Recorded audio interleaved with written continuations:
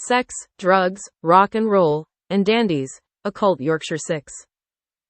Published by Autoculture, WordPress.com. From an evolutionary perspective, schools are the indoctrination phase of a gigantic breeding experiment. Working-class fantasies of self-improvement were dismissed from the start as sentimentality that evolutionary theory had no place for. John Taylor Gatto, Underground History of American Education. This work began as an attempt to better understand my older brother's self-destructive path and uncover the poison roots beneath it. Ironically, or perhaps not, Sebastian Horsley was as far from a hippie or a liberal as it's possible to get, though he did once call Jesus a dandy. He mocked granola-crunching hippies, political correctness, and New Age, neoliberal values, and was infinitely more likely to speak fondly of Hitler than praise Gandhi or Mother Teresa. Does this imply that the Fabian indoctrination didn't take, or that he rebelled against paternal influences by adopting the very inverse values, as so many of us do? Or does it imply something subtler and more obscure, namely, that the value set apparently promoted by Fabians, Quakers, Grithfierdians, and progressive leftists concealed a very different set of values, and that there was a wolf lurking under the liberal fleece? In fact, dandyism is far more compatible with the back to nature aesthetics of the order of Woodcraft and Grithfierd, and with fascism, than might at first seem possible. The Men's Dress Reform Party was an outgrowth of the eugenics movement that, like the camping movement and progressive schools, began in the late 1920s and early 1930s. Its purported aim was to encourage men to dress in more beautiful, flowing clothing reminiscent of what they wore during the Elizabethan era. By dressing up, it was reasoned, middle-class men would become more desirable to women as mates, and, thus reverse the perceived evolutionary decline of the middle classes. Summer rallies of the MDRP were regular events during the 1930s, and an event of 1931, staged at the Suffolk Street Galleries, was attended by about 1,000 people, including H.G. Wells.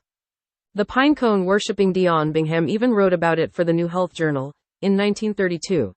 A renaissance of beauty for men, true masculine beauty of the body and mind, the bloom of a joyful spirit, might mean happier marriages, well-born and beautiful children, a healthier and more beautiful race.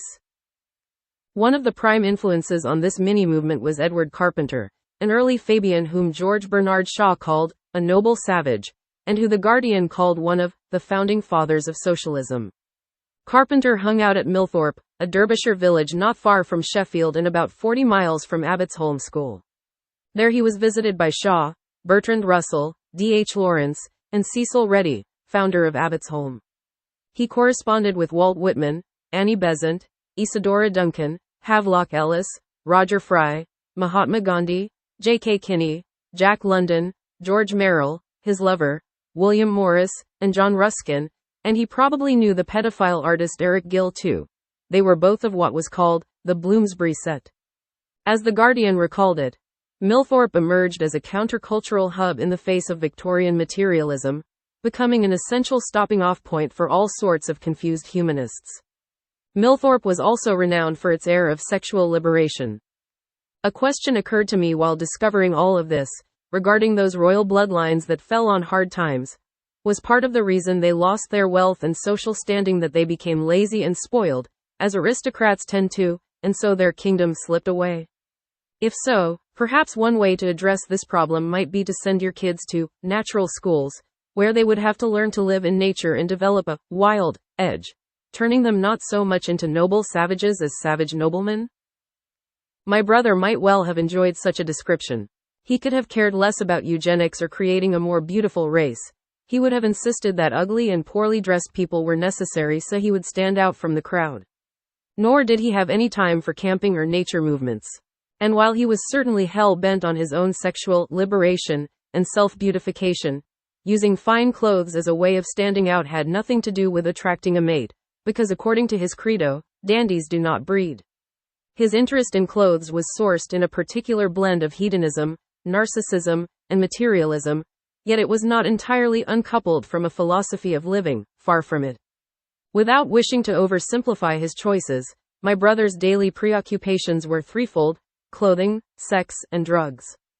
Art and self-expression, or self-worship, were equally essential, but it was as if the three vices were the means to this end, the paints on his easel.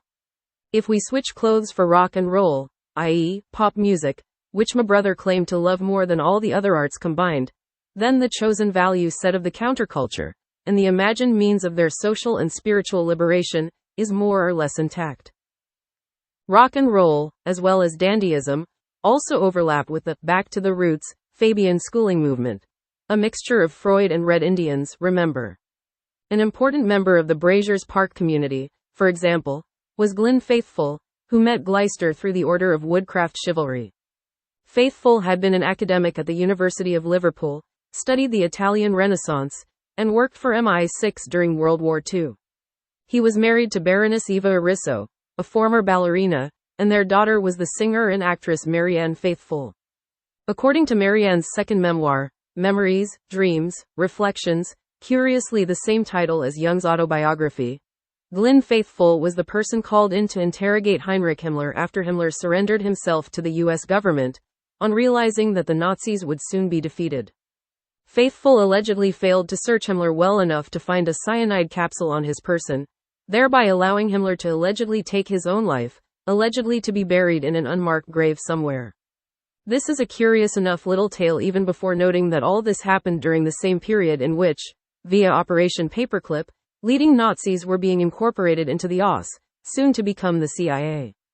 But anyway, Marianne was born the following year, and by her own account she moved to Braziers Park when it first began, in 1950. She was 4, and lived there until she was 7. In her first memoir, Marianne, an autobiography, she describes recurring nightmares of frightening entities, who were, just like my father, strange men with mustaches who would tickle her and pour hot tea over her. Every year, she writes, we took deprived children on an annual camping holiday to the New Forest, there to participate in quasi-mystical rituals. 1. Faithfull reminisces in Memories, Dreams, Reflections. Things were madder, wilder, more eccentric, more randy, in the early years. Some of the things that went on there were quite peculiar. They appeared to be studying Dante and the destiny of man, but what they were also doing was fucking like rabbits, with what were technically the wrong people. There was sex going on everywhere at Braziers. Not exactly an entirely happy and positive experience for a kid, I guess. The mixture of high utopian thought and randy sex might seem incongruous, but it was very much of its time, the 1950s, and an uncanny harbinger of the heady free love, let's change the world vibe of the 60s. It was the 50s, the intellectual, Bertrand Russell-ish 50s, when Braziers began, and there were all these ideas. Grand, world-mending ideas, small groups of people isolating themselves from the big bad world to study big ideas, ideas about the nature of man, the foundations of civilization, the complexities of communicating ideas. Along with the metaphysical deliberations came experiments in group consciousness. This combo, shagging and Schopenhauer, was as rampant at Braziers as it is in the novels of Iris Murdoch. My father was a philosopher of the group mind, almost a technician of group dynamics, how to deal with ego within the group, too. Further along, in a chapter titled, The Girl Factory, Faithfull describes meeting the Italian writer and publisher Roberto Colasso, whom she describes as an archaeologist of myths. When Faithfull told Colasso about her childhood at Braziers, she recounts, Colasso compared it to a story by the playwright Frank Wedekind, called Mein Haha, the bodily education of young girls.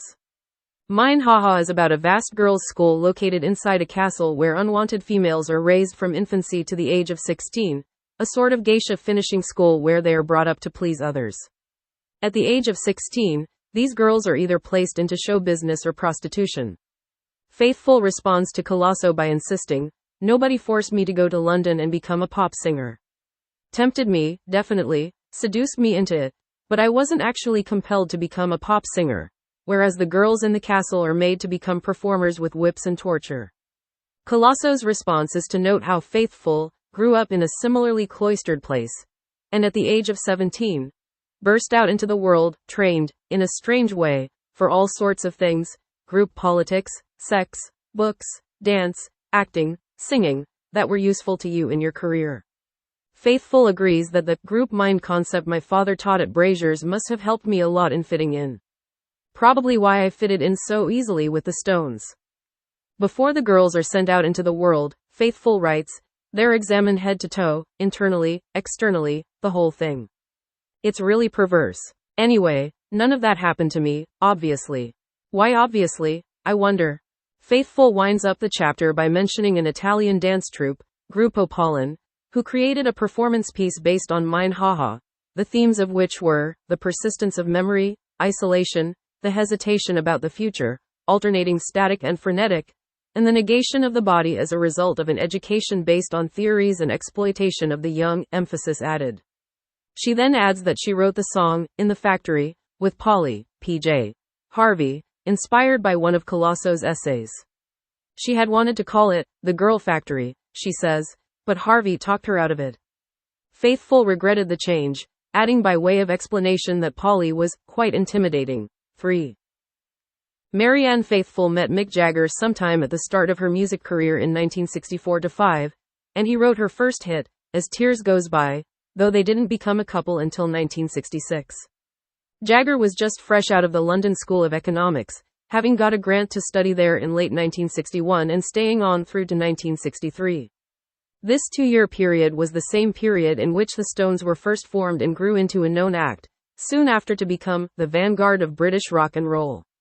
Before this, Jagger had been working in a psychiatric institution called Bexley Hospital, in the summer of 1961, where, by his own account, he learned invaluable lessons about human psychology, as well as losing his virginity to a nurse. 4.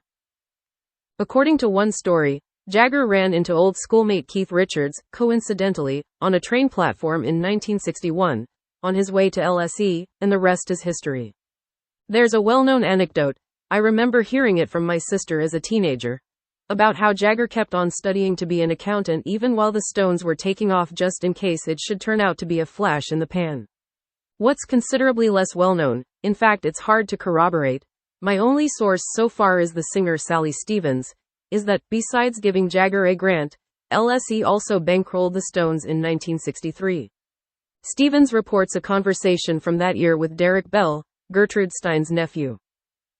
From what I recall of the ensuing conversation, during their first year, students at LSE were allowed to write a grant proposal for project funding from LSE. According to Derek, Mick had written a good grant proposal, using the Rolling Stones as his business model, and asking for financial aid to buy equipment so they could improve their stage sound. Of course, not one member of the board, including Derek, had much of an idea about the financial soundness of rock music, though obviously it was becoming an economic powerhouse, and they'd sort of heard of the Beatles, but when it came to the niceties, of the business, LSE needed an expert opinion, in this case, me. The board wanted to know if the Stones had any future, and I was able to say I thought so, based on what I was seeing. Would they be a good risk? Yes, quoth the expert. So, Mick got some grant money from LSE which he bought gear with, after which he gave LSE the salute, and took off for the sky. Apocrypha or not, the Stones became the biggest band in the world, after the Beatles, and Mick Jagger and Marianne Faithfull became one of the most famous couples in rock and roll. Jagger also came to stay with Faithfull at Braziers Park, after his release from prison in 1967. If more evidence is required of the implicate order of popular culture, intelligence operations, and politics, Mick Jagger was associated for a period with the Labour MP and alleged MI5, and possibly KGB, and even Church of Scientology, informant, Tom Driberg.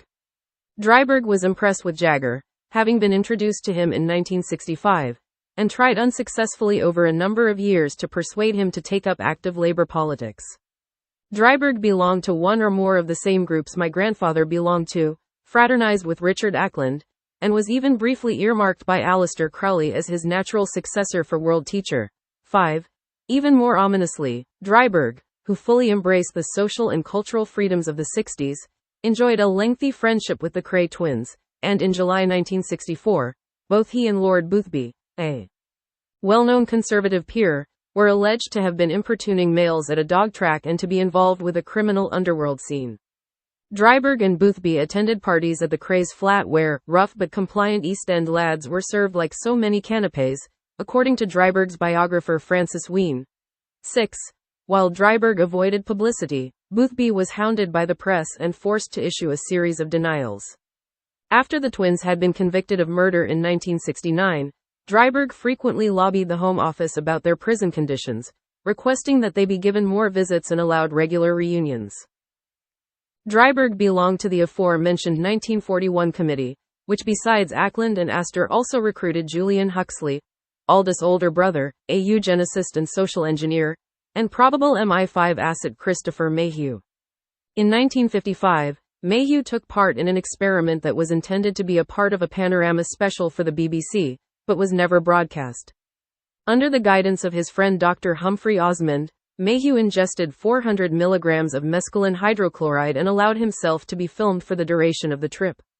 Part of the footage was included in the BBC documentary, LSD, The Beyond Within, released in 1986. Dr. Humphrey Osmond gave Aldous Huxley mescaline the following year, 1952, which led to Huxley's countercultural Bible, The Doors of Perception. Since my grandfather was also on the 1941 committee, according to LSE Marxist historian, John Saville, no known relation to Jimmy, was he also ingesting mescaline on the front line of the psychedelic revolution? If so, I had no clue about any of this while growing up. Yet hallucinogen ingestion apparently was a central element in the Fabian experience. Over 50 years before Huxley would make mescaline famous, Havelock Ellis wrote an article called Mescal, A New Artificial Paradise, for the Contemporary Review, January 1898, making him one of the very first Western experimenters with entheogens. Once again, my brother continued this tradition in both exact and inverse ways. He wrote an article for The Observer, formerly edited by MI6 asset David Astor, please note, about his ibogaine experience, called Trip of a Lifetime. I was even mentioned in it, though not by name. More famously, he wrote lovingly of his heroin addiction in many different places, and included syringes, as well as skulls, in his self-designed coat of arms. Beneath it were the words, hookers, dealers, tailors.